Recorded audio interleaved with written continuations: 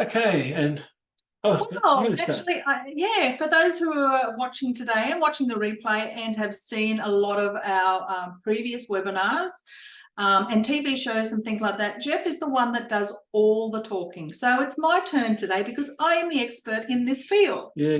So if you do have any tricky questions, you can always ask Jeff. If you have any Feng Shui questions, please ask me. So those who have seen our rebranding, we're actually a 9-pillar holistic wellness hub. And in the holistic hub, we have 3 lots of treasures. We have been over the past 10 years working more or less on lifestyle.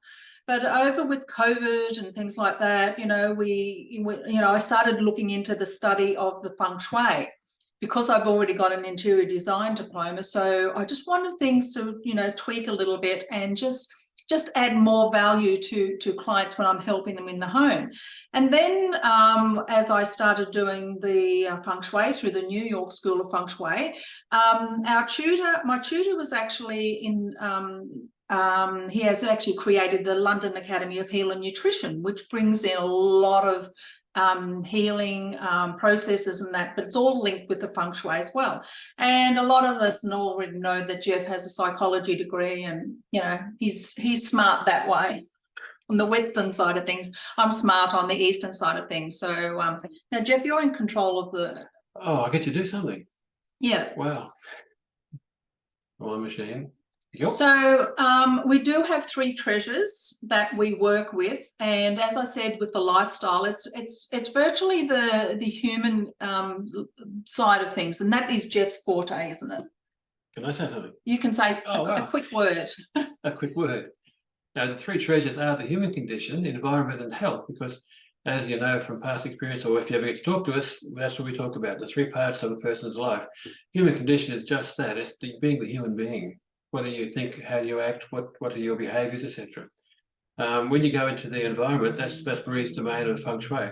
When we go to health, it's a combination of all 3 together, but you can't have one without the other. And that's all I'm going to say for the moment. It's not about emotional fitness. And of course, if you're watching this and you want to find out more, previous webinars will go into that for you.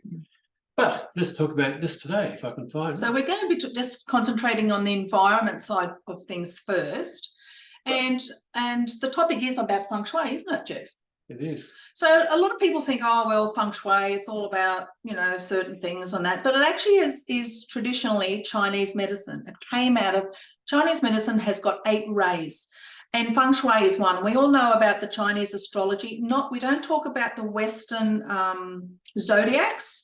This is Chinese astrology. We talk about food energetics. We put those in our program. We use astrology. Herbal medicine, we use that. Now, Wushu is actually all your martial arts. And Qigong and things like that.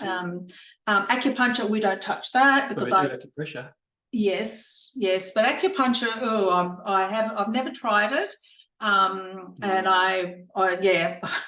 Anyway, and also meditation came out of the traditional, the TCM, and moxibustion. Now, does anyone know of moxibustion? No, you don't want to know. It's actually have needles, and you put these little needles in your skin, and at the top they actually have a burning process. So the burn actually goes onto your skin. Actually, they're not actually needles. They're like a cigar-looking shape.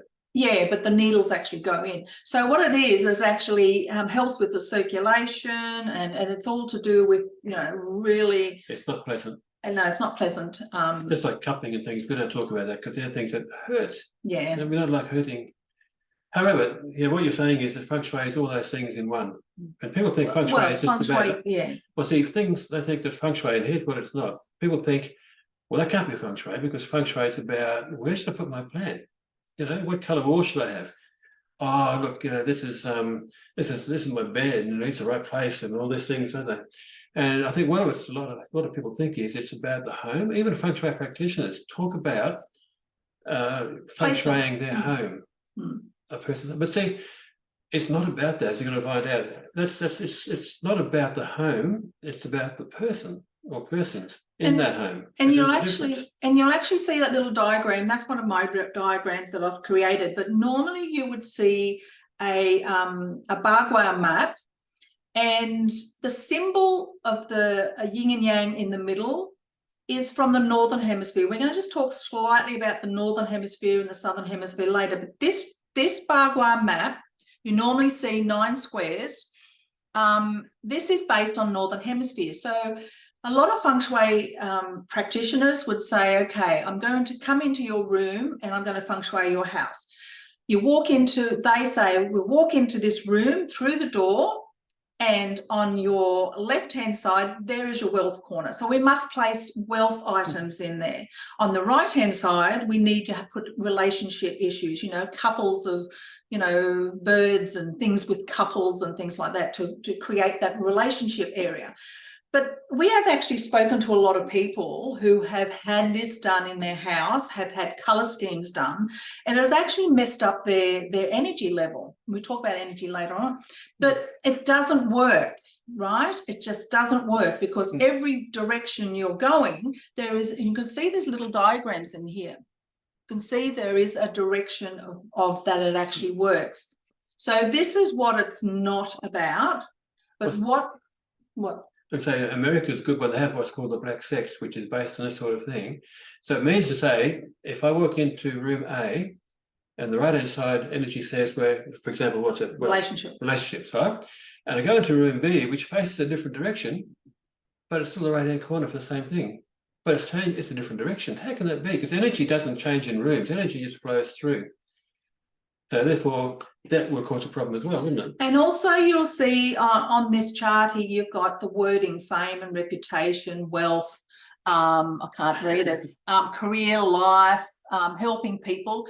This is all westernized, and this is virtually based on 4 elements. Four elements, they're based on westernized, so it does actually create confusion when I'm talking to clients and that in the Southern Hemisphere. So what is feng shui? That's a good question. So, you would apologise too. Yes, so we do apologise for a lot of writing. But I think for people who, when I go too fast, it's actually good to have an understanding of the terms, the wording and all that sort of stuff. So it's good for you to have a listen again in the replay and just have a little bit of reading in that as well. So when we talk about feng shui in any environment, it's about the flow. The feng is the wind and it's yang. So yang is very movement and all that sort of stuff. And the containment, which is the water, which is the feng shui, it was the water and it's yin. And so people are affected positively and negatively by the layout and orientation of their surroundings. Changing their surroundings in a particular time of the year, we're talking about spring, summer, autumn, winter, and will impact an individual's life. So feng shui dates back thousands and thousands of years, and it's about the Taoism. So Taoism back in those days, it's all about the heavens. And about the heavens, and in the heavens we have the cosmos. We have we talk about the astrology, we talk about the astronomy, we talk about the planets and all that sort of thing. And then the earth is, we talk about the geography, the land formation, you know, the seasons and all that sort of stuff. So Taoism, the Taoism is all about the thinking, feeling and acting in accordance with nature. And that's when we go through all the cycles. We actually look at the astronomy of things and the geography, but in the middle of the heaven and the earth, we have created humanity. And this is where the humanity is actually getting its invisible invisible energy from the stars, from the universe, and then the visible earth. The humanity is getting their visible energy from the earth. And so feng shui is actually about the Taoism of yin and yang theory, and about the heavens and earth and the polarities, as we're going to talk about a little bit more. Jeff, I'm very quiet, aren't I? You're on the mouse. I know, I'm just enjoying it. I get not to talk. It's really good. So why do we need feng shui? If feng shui is done correctly and using nature as the basis, using the yin and yang, using the earth cycles, It is so important then to get really into the Feng Shui. And when you actually know a little bit more about this, you will actually get so excited. You want to know 12 months in advance, okay, what am I going to do in my career, or what am I going to do in my health, you know, in down the track. It's over the years, people have lost that connectivity in nature. So we all know that we've all got these computers and mobile phones and electricity and all that sort of stuff, but a lot of us are in our office too much. And when sometimes you feel, oh, I feel like I've just got to get out of the office, we need to be grounded. And this is like hugging a tree or going out in the ocean and going out and walking on grass and that. Just getting back into nature. It's really getting grounded again, which is the earth side of things. It's knowing Feng Shui. A good Feng Shui is also knowing and understanding and applying all this knowledge in nature and using the cycles, the seasons, well, 5 seasons, 12 months of the year and all that sort of stuff. It's also about the environment. Feng Shui, we talk about the environment, our health. Now, a lot of people don't use the health side of things in Feng Shui. But as you saw that the Academy of Healing Nutrition, Jeff and I are actually qualified in this area. And all about the relationships, which is your lifestyle, and which is Jeff being a psychologist, where we don't use that. We use more of the Feng Shui elements and our lifestyle. But it's also about the destiny, looking forward, looking towards and living a fulfilled and purposeful life. And that's just looking for longevity in life. And it's all about, Feng Shui is about having the positive energy flowing, but keeping it contained. Remember I said the Feng Shui, it's all about the positive flow and then keeping it contained and using the balance of yin and yang as well. I might add, if we're jumping a lot of high-level theory going on, so feel free to jump in and ask a question too if something doesn't make sense, because I'm listening in here and I'm thinking a lot of stuff is being said, so it may not always make much sense. It could make a little bit more sense if you ask questions, so feel free to jump in. Okay, so classical Feng Shui, I think there's a little diagram down below that we actually talk about. Classical Feng Shui incorporates a broad range of areas.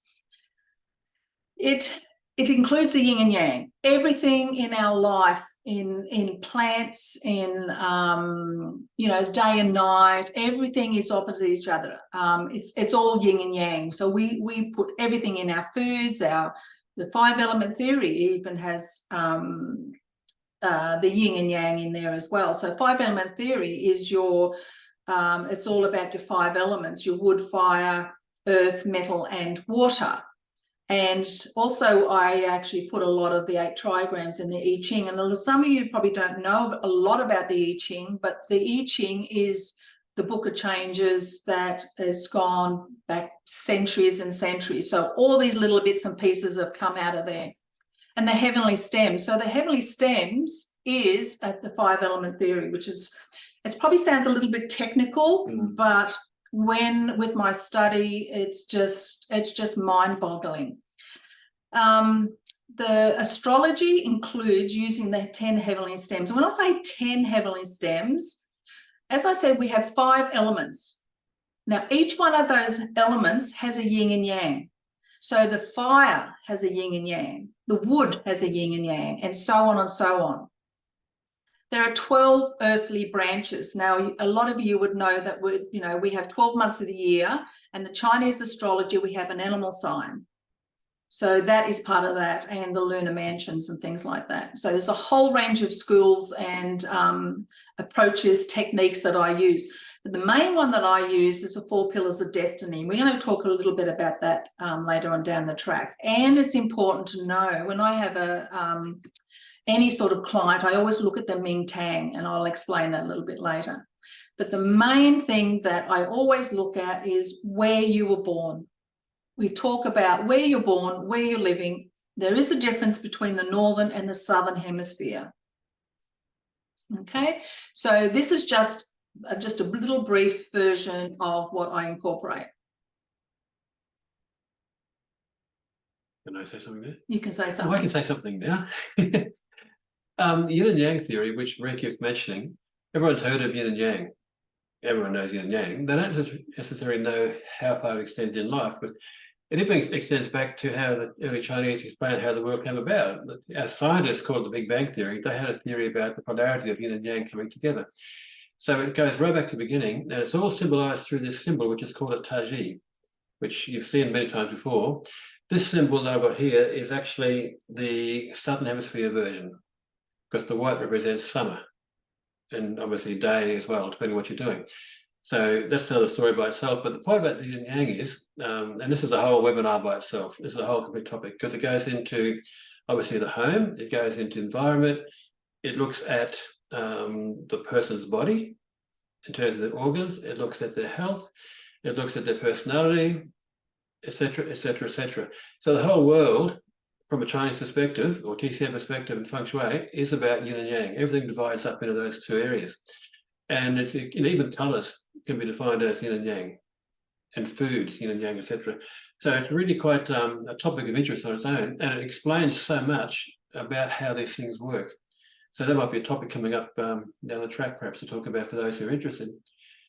But 5-element theory, I'm going to keep going. You can't stop me now. I'm on fire. 5-element theory, if you watched our previous webinars, you'd know we talk about 5-element theory as the 5 elements that Maree mentioned: wood, fire, earth, metal, water. But they're not actually wood, it's not actually metal, and actually fire. These are just metaphors. The Chinese always worked in metaphors. So anything they talk about, you've got to work out what's their meaning behind it. So they're really states of change. Wood, for example, quickly just means a state of growing and rising up. Fire is about what it says, it's about burning, it's about heat, etc. So in a wood person, someone who's got lots of ideas, I just have to expand on my ideas. A fire person says, I just want to make love to you. No, perhaps not. I just want to get there and be in relationships, etc. The earth says, I want the earth, I want to be grounded. And so it goes around. Now, there are enormous full descriptions of how these elements work in terms of behaviors, etc., etc. That's for a different webinar, because that's a week's worth of work to go through. But the important thing is that everything in Feng Shui comes back to these 5 elements. As Maree said, the yin and yang inside those 5 elements. So if you were looking, for example, to do something in a room, whereas you might be thinking, I wonder what colour, we're going to be thinking a different way, and we'll find the colour that actually is what would work best for you versus what you might have wanted to have in the first place, which I think you'll explain going on. But in that sense, this is the reason why. You want to talk about that one? Okay, so we know in the cycles of the seasons, we look at wood is spring, then fire is summer, earth is late summer or Indian summer, metal is autumn, and water is winter. So these are our 5 seasons. Now, even though we don't have, the months and that don't work out, there's a difference between the Taoist calendar is totally different to the Western calendar. We go, all our calendar, our timing and all that sort of stuff is based on the Western way of doing things. But Taoism is all about totally different. It's all about the 5 elements. It's all about the yin and yang, and it's breaking everything up. The seasons are different. Instead of having a season with 3 months, we have a season with 2 months. And it's really hard to take in at this stage, but when I actually sit down with people, we can actually see the difference, and the 12 animal signs will actually show that as well. So there is a productive cycle that we use, and if your life is also going in this way, then everything will flow. Like wood will actually ignite, well, it doesn't ignite the fire, but it actually keeps the fire going. The fire, once it all burns down, it will actually go down into the earth, and then the earth then goes into in the metals, and the metal then produce. Actually, metal can be a vessel for the water as well, and the water then goes back into nourishing the wood. But if we had a fire in the summertime, all that wood is going to burn. So then it becomes a destructive cycle. So the wood then, if is sucked up, say, where's a good one that I could use? A destructive cycle. Say if we had flooding, and that water is going to take over the earth. It's going to flood that earth. This is what we call destructive. The fire can actually melt metal along other things as well, and also the water will actually put out fire. So there is it's probably, I'm probably not explaining it 100%, but this also relates to people's come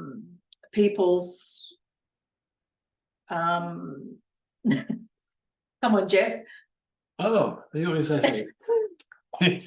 It's not just the... If you looked at it in terms of a person, and the same thing you said for rooms in a house, if I said to you the fire person is a person who is all about relationships and connectivity and, you know, getting out there, having a good time and just enjoying things, then if fire can melt metal, which we know is a fact in life, a metal person is very much about precision and about detail.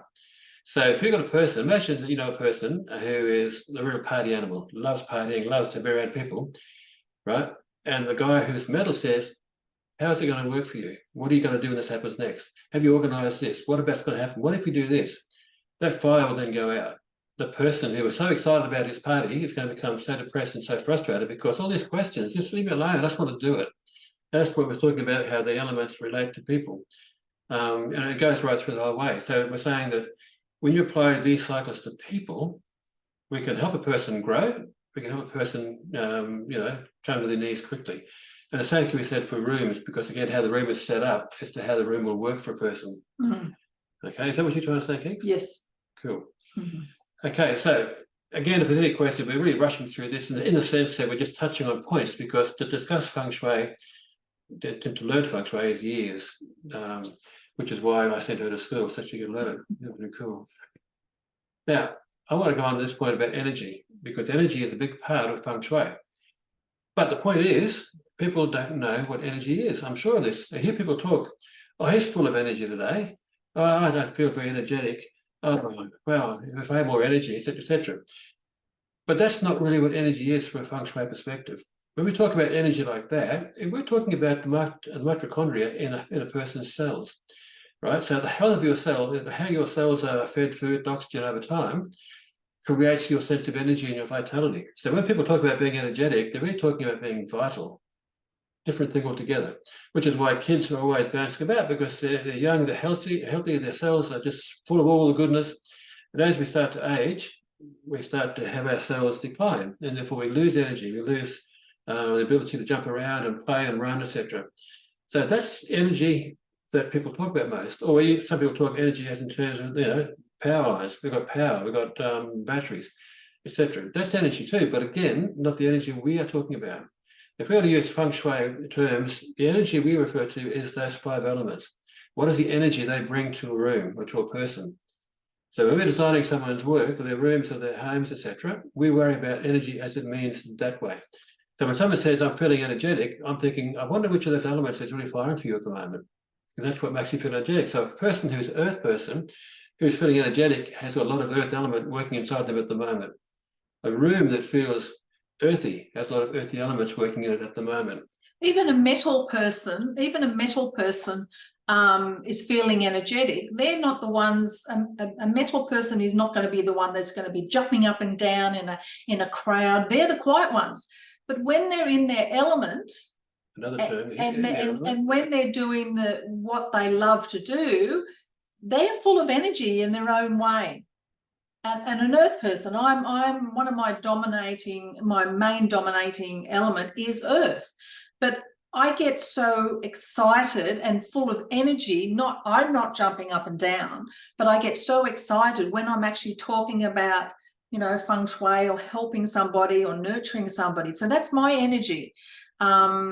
And so on and so on. So as Jeff said, it's not about jumping up and down and being, you know, athletic. So if you think of it that way, when someone comes in to do Feng Shui designing your home, I'll guarantee that 9 out of 10 of those people are thinking about what colour should I use, what plate should I put up. They're not thinking about who is the person in that room or persons in the home, what are their energies? How will that home be converted to make them feel more supported, more nourished? So, for example, Shannon, you said, I want to learn some ideas about remodeling. Think about remodeling from now on in terms of how will it help you or your daughter to feel better, to feel more comfortable, right? And there's a whole bunch of science behind that, but that's what we're really talking about. So it's energy from a different perspective. And I don't want to spend too much time on it, but I'll just quickly mention here that, oops, I missed one. That's, pardon me. This is the whole concept of energy flow. It's a yin and yang, right? And that infinity symbol on the top left, I was going to put a slide in, but I didn't.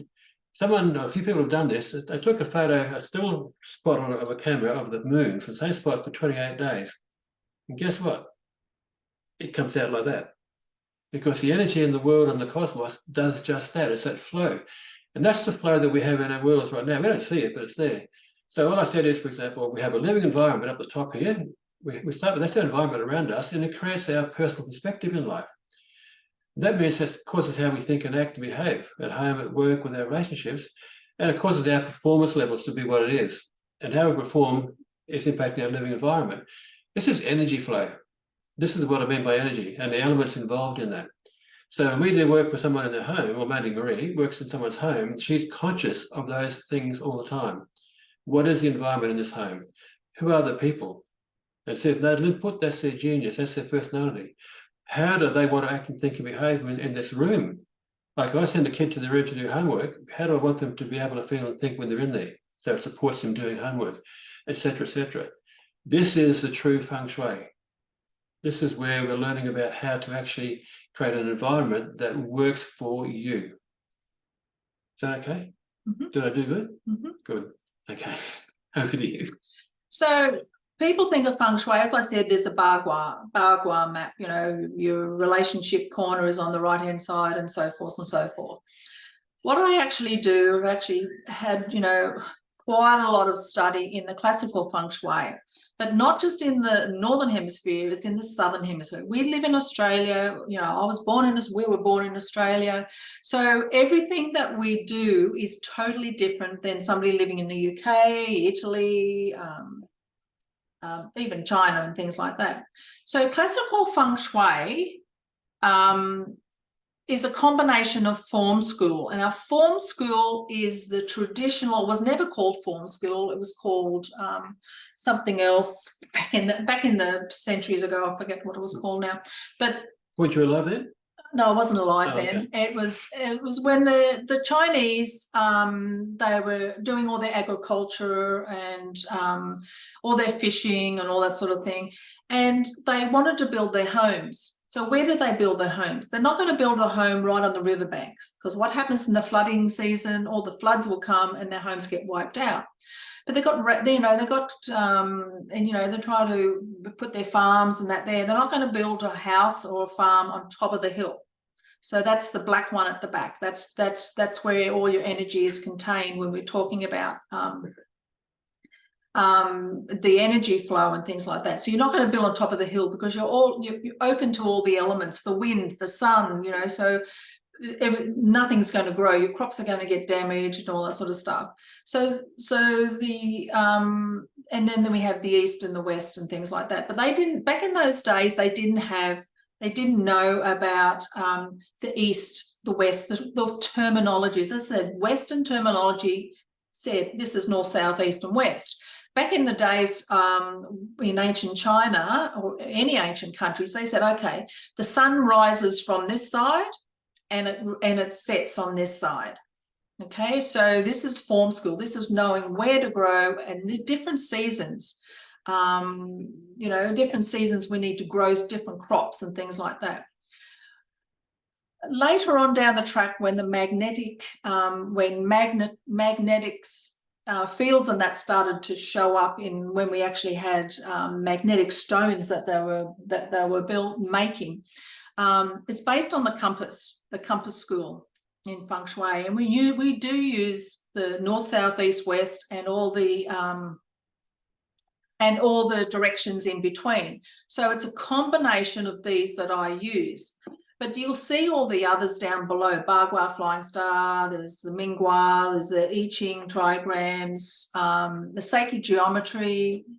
But there's a couple of other things that I use a lot of, and that's the 4 pillars of destiny. And it is using the astrology of the yin and yang, the 5-element theory. We talk about the health, healing, relationships. but there's the Ming Tang, and I will show you a little example of the Ming Tang, but it's not just for your home, it's also for your business as well. So I use a whole range of things depending on you know, what you're looking for in your home. Speaking of home, let's talk about the home. I got really clever a while ago, and I thought, I love, you know, you guys know I like making things up and doing profiles. So I decided, why can't we also profile a house? So we did. So we have an assessment. The house doesn't answer very well, so we have to ask people for the answers. But we worked out, just like you can for a person and everything else, we can actually say there are 5 basic types of homes. We give them names. We have a green dragon, a red phoenix, a yellow serpent. That is partly objective, because we would ask them questions like which direction does the house face, what age is the house, but we also ask questions, what colour furniture, for example, and what's the rooms for are used for, and so on. So we're getting a bit of objectivity and subjectivity, and we can say, because you know, people love names. Oh my goodness, I'm living in a green dragon house. How amazing, all right? But it may not be that way when you're finished, because we might do some modification to help it become more what you want. So, you know, this is an important part of Feng Shui again, which isn't done commonly. Again, I've never heard of anyone Feng Shuiing the house. That's because I made it up. Well, I didn't make it up. That's the Russian. No, there is actually more to it. Yeah. There is more to it, and it is Feng Shuiing. It is, but the point is, it's something which I've worked out over time that people love. People love to be able to label things, because then they can feel it means something. They can put their hand on it and say, right, I'll get you. Right? If I keep saying, oh, I said to her all the time, she says, oh, you're a wood person, you're a fire person. I'm thinking, most people, oh yeah, what's that mean? But if I said, you're a performer and you live in a red phoenix house, oh wow, I'm a performer, I've got a red phoenix. So you suddenly feel attached more so to those labels, and therefore what it means to you. So that's again part of, you know, that's my idea of Feng Shui, is to give it meaning for the person as well. Even the shape of the house, say for a red phoenix house, I don't think we have a lot of these here. I think America has a lot, sometimes the UK. One of the main features is the roof line. Okay, so for a red phoenix, which is the firehouse, they would have a lot of peaks. And because red, the shape is triangle, if a house has got a lot of peaks, a lot of gables, and there's everywhere, and it could be a red brick, it could be, it could be a whole bunch of things that we look at. But the roof line is one of the first things that that I look at, the colours and all that sort of thing. As I say, there's so much that I look at. It's the direction of your front door, the age of the house. If a house has been renovated and they've got a new top story, as soon as that roof goes on, that gives it a new age. So that makes a big difference to the house personality as well. You might just want to mention that quickly. Okay, so when again, there's a little reading which you can look at. When you get the replay, you can stop the slide and have a peek and have a read. Is that right? Yes. Yes. So when we talk about Feng Shui, it's about the wind and the water. And remember I said it's a carrier of energy. So you've got a house. So just imagine you're walking in your front door. What does your front of your house look like? Has it got meandering pathways going into your front door? Is it obscured by trees or front walls and that? So the energy, we need to look for positive, good energy coming into your house, and that comes in through your front door. It's just like when we put food into our mouth, the front door is like the mouth of our body. It is the entry of all goodness or anything bad. If you're having a whole box of chocolates and it's going to be bad chocolate, you're putting bad energy into you. So when you have a house, it can be the color of your house, it could be the shape, but there's a certain things that we look at to bring that energy in. Now, the shui part of things is containing that energy when you come in. So when you see a house that I'm opening up the front door, oh, and I can see the back door, that energy is going to come straight in that front door and out the back. So we need to contain it. And that goes for every room direction, even sitting on chairs in your bed and all that sort of stuff. And it's keeping that good energy flow coming in, but also containing it. And we always talk about the yin and yang and harmonizing that environment. So the Sheng Qi is the auspicious, and the Sha Qi is the inauspicious. People living on a T intersection of a house, if the house is on a T intersection, that is Sha Qi, that is bad energy. You know, there's a whole range of things that we look at. I can just look at a house and say, okay, we've got some good energy working here, but there's also things that we can work on as well. Remedies and cures. So just a couple of quick examples, perhaps. Just a quick example of a Yang Qi energy house where it carries the energy in the front of your house, as I just talked about, front balconies, doorways. Your home office is Yang. So your office, because you need to be active and you don't want to be falling asleep in your home office. Jeff does all the time. When I come in here, he's just... So the home office needs to be Yang. So you need to have the right elements to suit that individual at that particular time of the year, the season, and all that sort of stuff. Public laundries are Yang because people are around. So anything with a lot of movement, activity. And these elements are your wood, fire, and your earth. Now, the yin qi energy is containing that qi. And these elements are your wood, your metal, water, and the earth as well. As I said, there's more earth than people realize. So this is your back of your house. Remember, we saw the form school where we had the black mountain, the black water mountain at the front. That is containing it. Okay, your back garden, pool areas are all yin. Sleeping, even bedrooms. If you have your bedroom at the front of the house, that's very yang. We don't want that. We always, if people are building and renovating or anything, we like to put the bedrooms at the back of the house where it's nice and quiet. It's yin. The study or a the study is a yin room. This is like where a library. A library or it's a yin. You need to have quietness so you can just sit and read and things like that.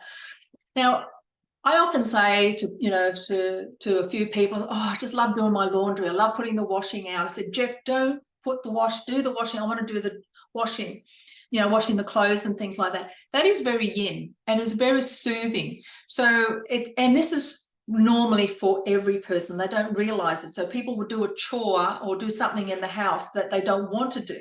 But finding those yin and yang energies inside your house is very important to create an environment that is suited to you personally. A good example very quickly.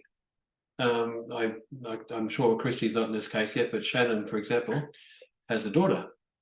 And you don't have to answer this, but where does your daughter do her homework? Does she do it on the kitchen table? Does she do it on the dining room table? Does she do it in her bedroom? Because any of those areas may not be the best place for her to do the concentrated work she needs for her study, her homework, and that sort of thing. Most people we come across, a lot of people have their kids do the homework on the kitchen table while the tea's being cooked.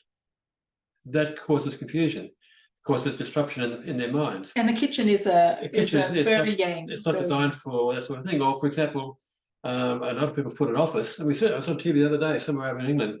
In their bedroom, they've got a corner which is their office. They've got their computer and everything. That doesn't go in a bedroom. I feng shuied a house, a lady's house. She was just moving house, and I helped her move and all that sort of stuff. And some of the people that were helping just put the office. She said, "Oh, I want my office in my bedroom," and she works. She does, what was she doing? A lot of computer work. Anyway, all her computer, everything was lighting up all the time. She had lights everywhere. Anyway, so she said to me, another visit I went, she said to me, she said, "Oh, I just can't sleep in this room." So we changed the bed. It was a heavy bed. It was she had a lot of health issues.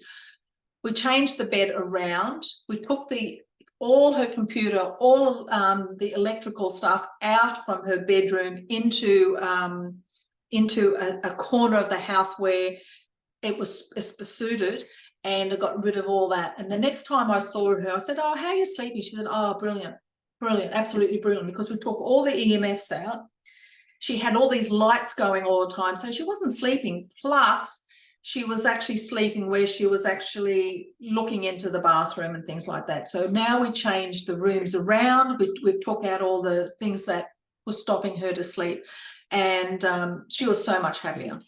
It's interesting, just thinking again about the concept of putting a plan in a corner of colours or a mirror. That could be more what we call cures and remedies. So if we can't get the room to do what we need it to do, there are ways to get around it.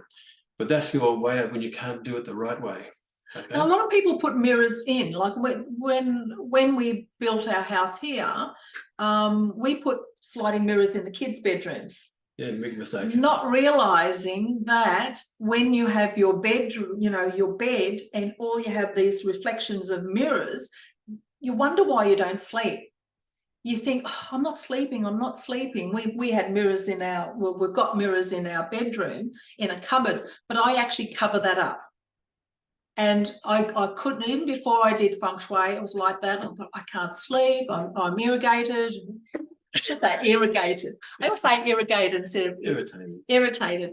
Yeah, and it's just knowing and realizing, okay, I'm not feeling comfortable, but I don't know what it is.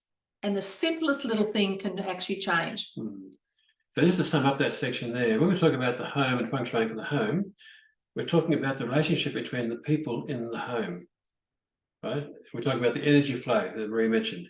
We're saying that the home has a personality.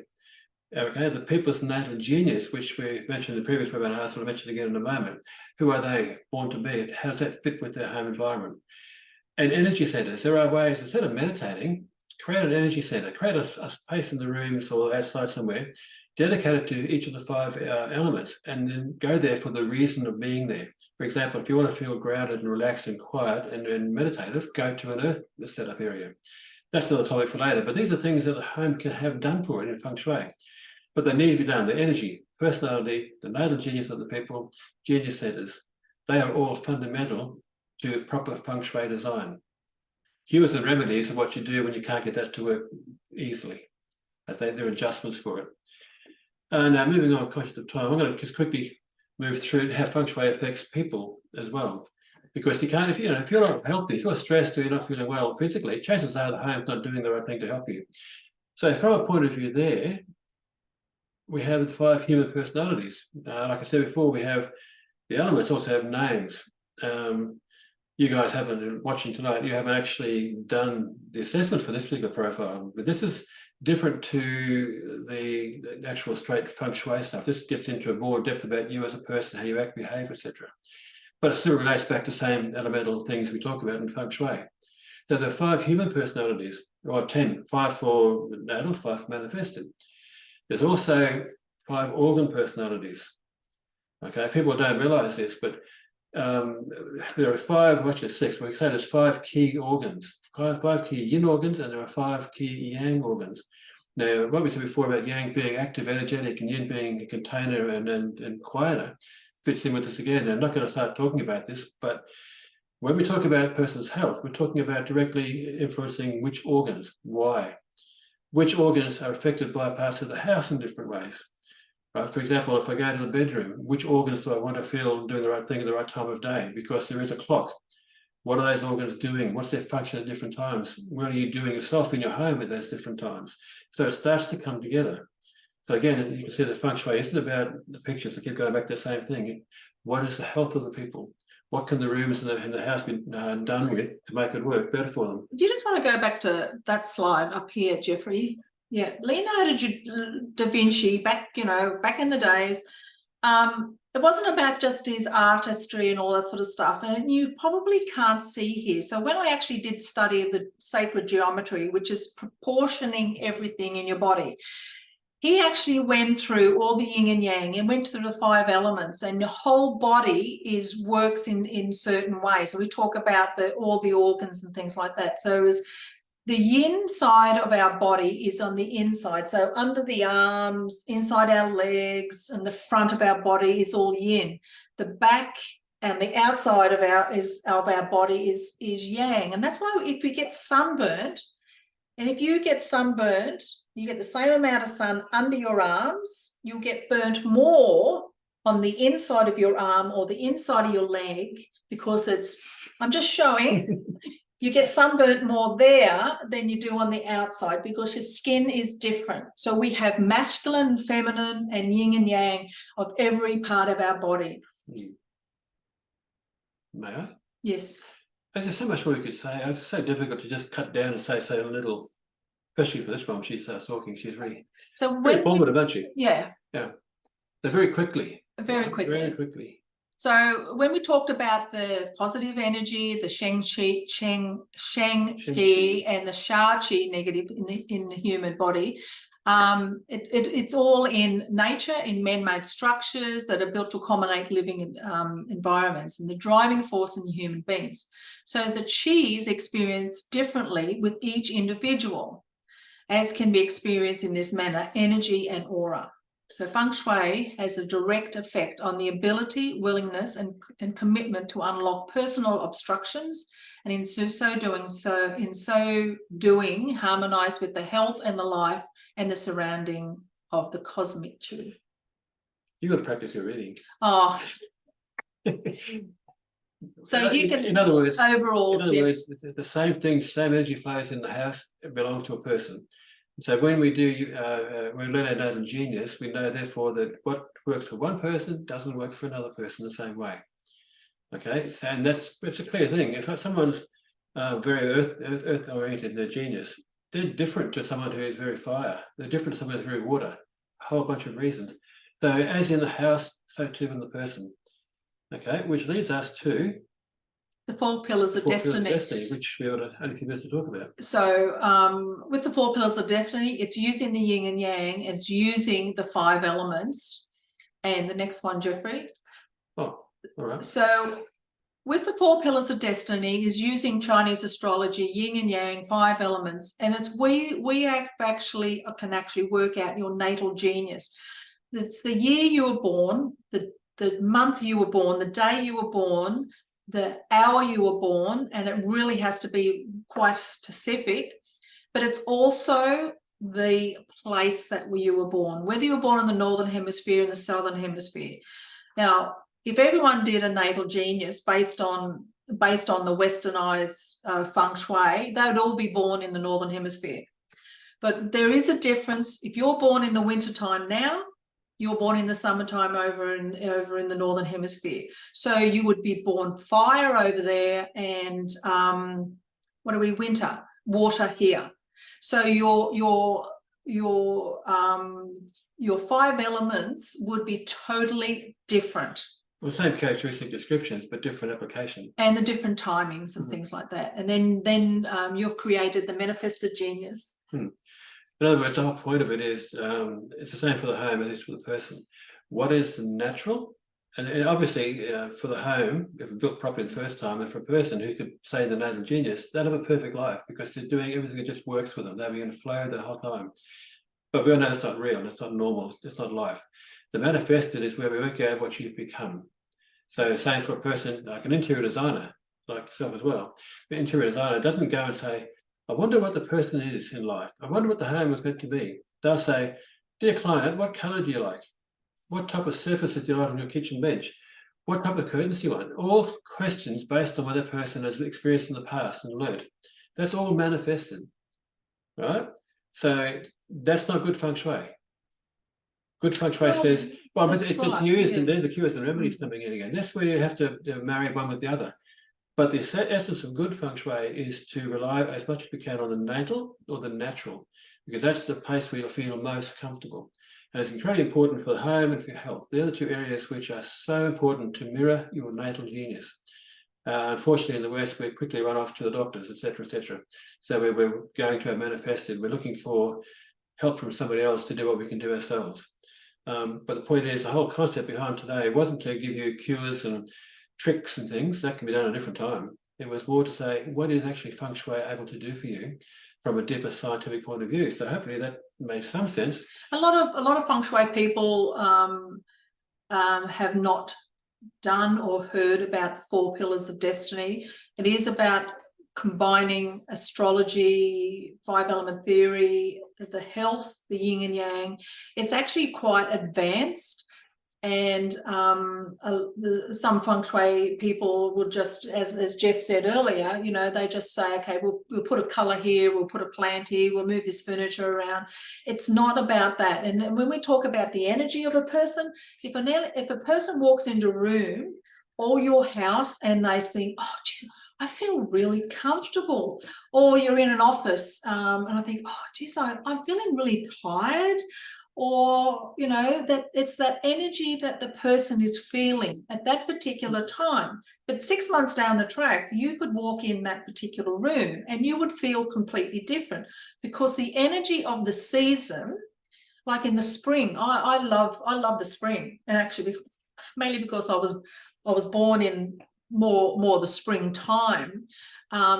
So we look at the seasons, and so different times of the year, it can be, you can have a different energy to, you know, what you did, you know, 6 months down the track. But it also depends on your health. Your health is also affected. Your health, your physical health, and your mindset and the environment, it all is linked and can change from day to day. Therefore, the home can affect your thinking in the daytime. A person who is very metal-based would feel uncomfortable going into a room full of reds and loud things everywhere, because it's not who they are, and they feel uncomfortable, which is a similar thing again. So the bottom line is, to finish it up, is to say that if we bring the two together, with the individual at home, so on this pyramid, again, you can read it in more detail at your own leisure. But as we work through changing the home, at the bottom, there's a blocked home, there's no energy flow, which is a lot of homes, right? On the right-hand side, there's an experience of being blocked in stagnation. Okay, now from a personal point of view, that's going to keep in a person, it's going to create overwhelm, stress, disconnect. You find the families, you might find the kids are always yelling and shouting and there's arguments going on, because there's that underlying stress, they don't know what it is. But as you start to work with them, on the right-hand side for the home, a beginning awareness that something has to change.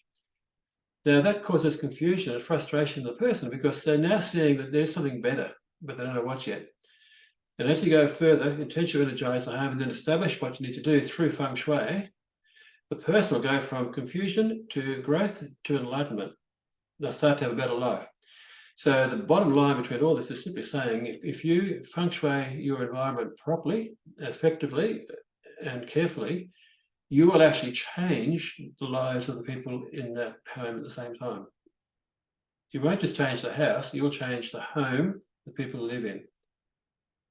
Right? And that's the important thing, I think, to take away from the whole thing, isn't it? Feng Shui is designed to change what the house or the home can do for the person, with the person, the family, etc.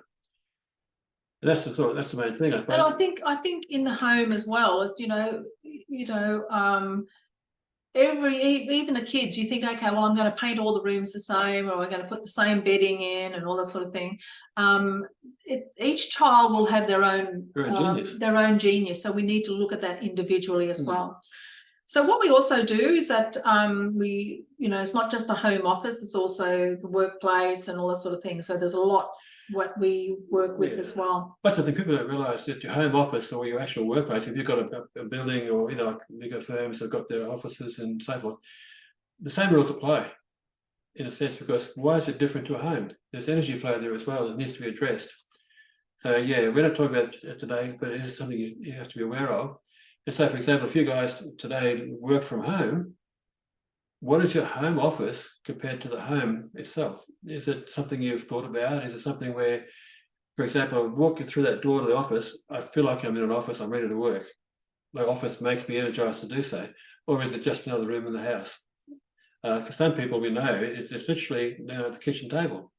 That's what people use. There's a lot of home businesses work off the kitchen table, or sitting around with the laptop in their lap on the lounge chair thing. And this is what I said earlier too. You need to look at the Ming Tang of your office. How are you going to get that good energy coming into your office, so you can, so it's inviting, so it's more, you're getting the right energy and the right feel at that particular time when you actually do want to work. So the whole point of today has been to probably do something you weren't expecting. I suppose other people think we're going to be talking about, what they have heard of, what they believe to be. hopefully we've changed that to the point of saying, I now realise that there's more to Feng Shui, that can be used. There's a lot of power involved. There's a lot of use I could put Feng Shui to. It'll make a difference in life. And with that in mind, obviously, we'd like to offer, to people listening, a complimentary session to talk about that for them in their homes. What is their home like for them? What do they think might need changing? What would they like to do with their home? Or if you want to talk about anything that we've very briefly touched on, we'd love to have a chat. Because our aim is to help you grow an environment that works for you, not beside you or against you. It has to work for you and with you.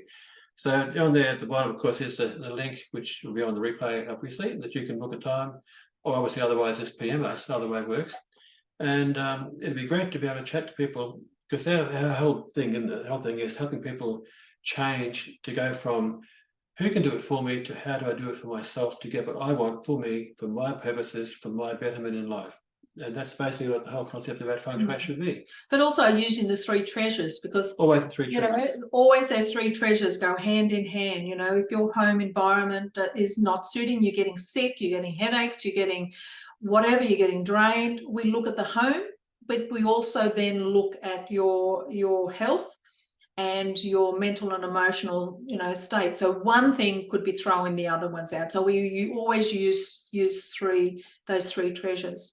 So I'll just stop sharing. How do I do that? That's how I do it. Is that stopped? Yep. And stop